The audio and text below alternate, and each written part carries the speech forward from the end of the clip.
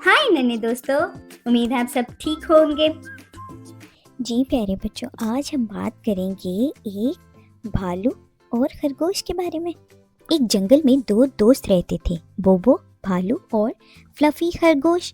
बोबो मजबूत और बहादुर था, कदरे लापरवाह था, जबकि फ्लफी छोटा और तेज अक्लमंद था।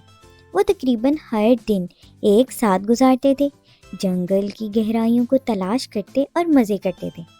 एक धूप वाली दोपहर जब जंगल में घूमते हुए रास्ते पर चल रहे थे तो बोबो ने कहा, फ्लफी आओ बलौत के अजीम दरख्त की दौड़ लगाएं। मैं शर्त लगाता हूँ, मैं तुम्हें हरा सकता हूँ।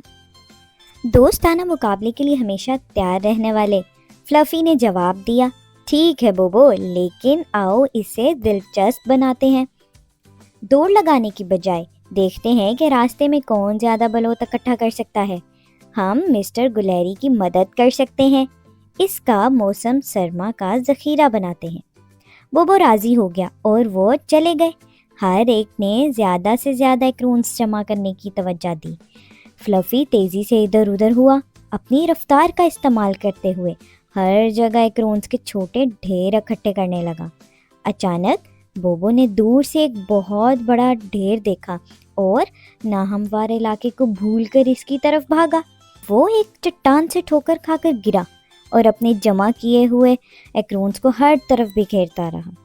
बोबो वहीं बैठा अपने गिरे हुए एक्रोन्स के बारे में थोड़ा शर्मिंदा और परेशान था, लेकिन हम इन सबको दोबारा इकट्ठा कर सकते हैं फ्लफी की मदद से। बोबो ने अपने आप को उठा, आखिर में उन्होंने एक्रोन्स का एक बहुत बड़ा ढेर जमा किया और इन्हें मिस्टर गुलहरी के हवाले किया, जो इंतहाई शुक्रगुजार थी। बोबो ने महसूस किया कि दौड़ रफ्तार या ताकत के बारे में नहीं थी, बल्कि मिलकर काम करने की और एक दूसरे की मदद करने के बारे में थी। शुक्रिया फ्लफी, बोबो ने घर जाते हुए कहा।